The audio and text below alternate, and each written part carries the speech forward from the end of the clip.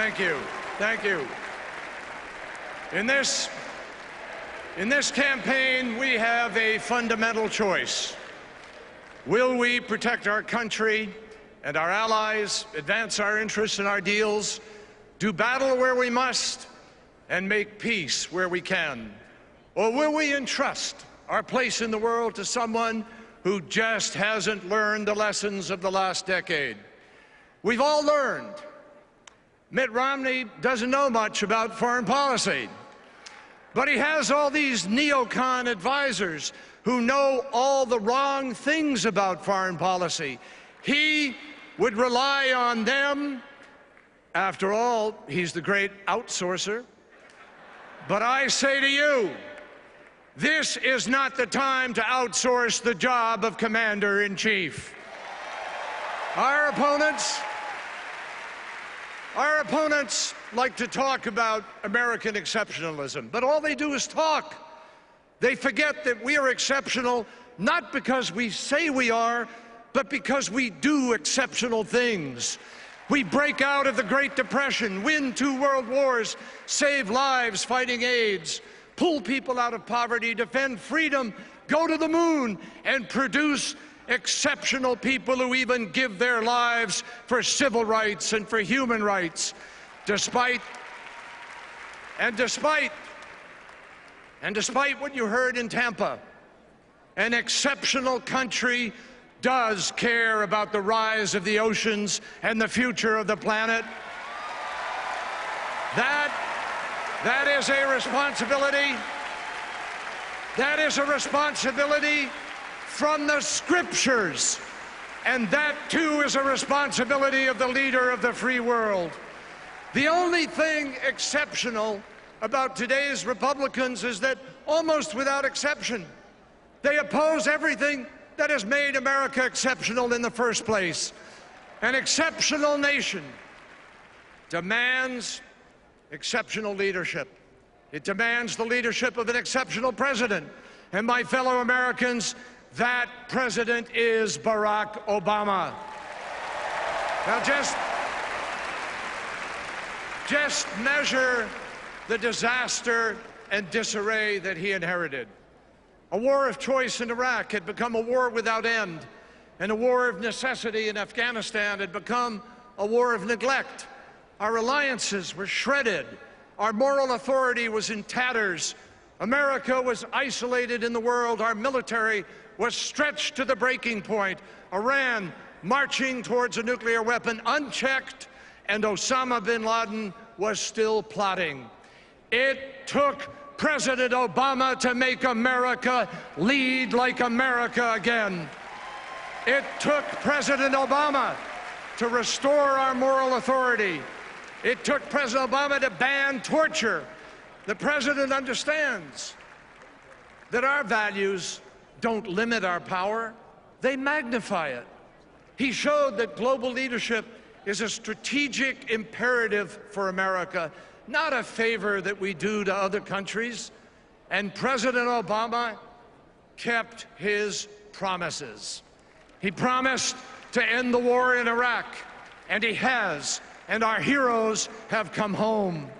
He promised to end the war in Afghanistan responsibly, and he is, and our heroes are coming home. He promised to focus like a laser on al-Qaeda, and he has. And our forces have eliminated more of its leadership in the last 3 years than in all the 8 years that came before. And after more than 10 years without justice for thousands of Americans murdered on 9/11, after Mitt Romney said it would be naive to go into Pakistan to pursue the terrorists, it took President Obama, against the advice of many, to give that order and finally rid this earth of Osama bin Laden.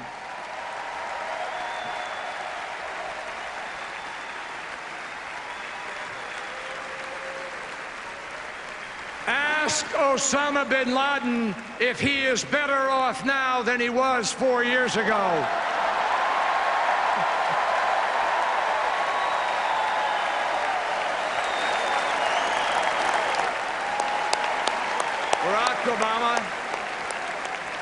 Barack Obama promised always to stand with Israel, to tighten sanctions on Iran, and take nothing off the table. Again and again, the other side has lied about where this president stands and what this president has done. But Prime Minister Netanyahu set the record straight. He said, our two countries have exactly the same policy. Our security cooperation is unprecedented. And when it comes to Israel, my friends, I'll take the word of Israel's Prime Minister over Mitt Romney any day.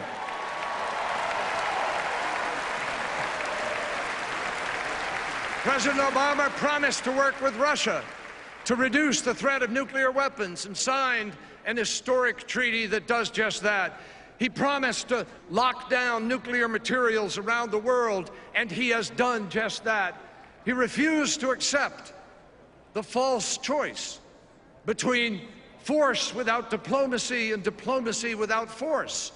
When a brutal dictator promised to hunt down and kill his own people like rats, President Obama enlisted our allies, built the coalition, shared the burden, so that today, without a single American casualty, Muammar Gaddafi is gone and the people of Libya are free.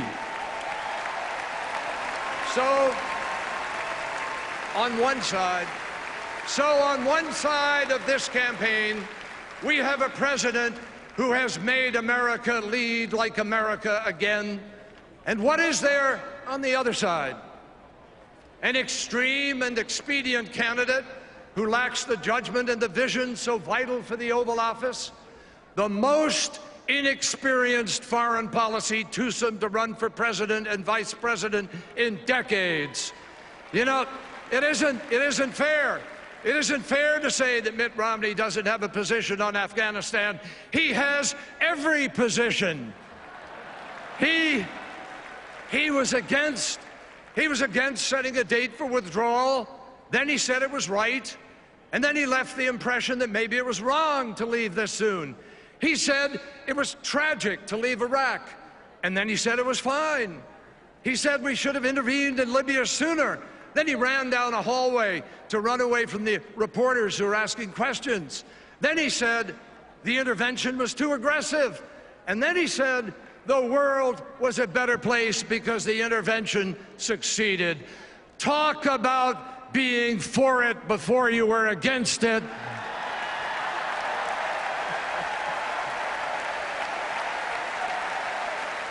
Mr. Romney, here's a little advice.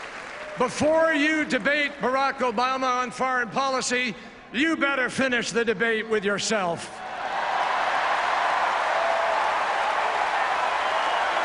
Now,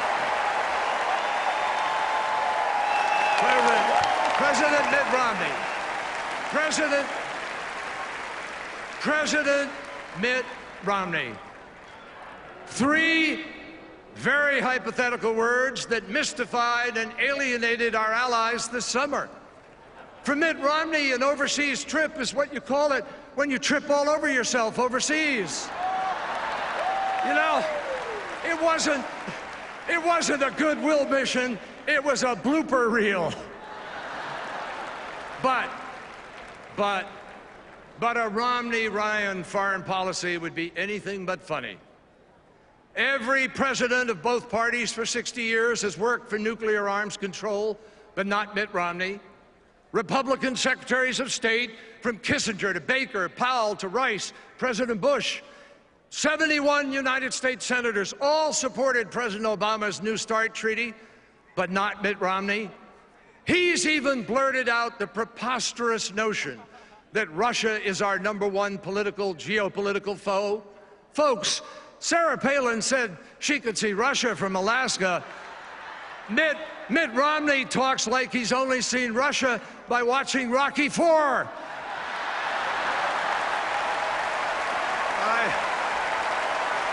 I tell you. So here's the choice.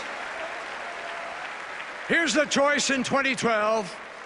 Mitt Romney out of touch at home, out of his depth abroad, and out of the mainstream, or Barack Obama, a president who is giving new life and truth to America's indispensable role in the world, a commander-in-chief who gives our troops the tools and training they need in war, the honor and help they have earned when they come home. A man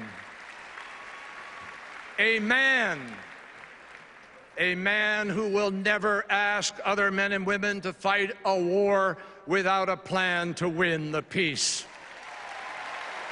And let me say something else. Let me say something else. No nominee for president should ever fail in the midst of a war to pay tribute to our troops overseas in his acceptance speech. Mitt Romney was talking about America. They are on the front lines every day defending America, and they deserve our thanks.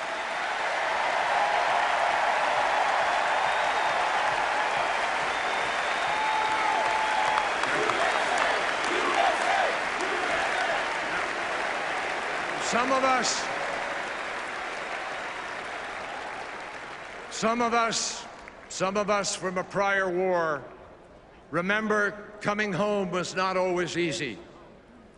President Obama has made it his mission that we welcome our troops home with care and concern and the respect they deserve.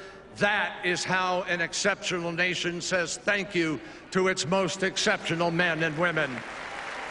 Mitt Romney says he believes in America and that he will restore American exceptionalism.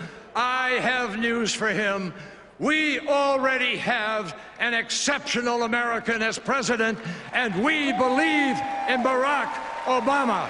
Thank you, and God bless America.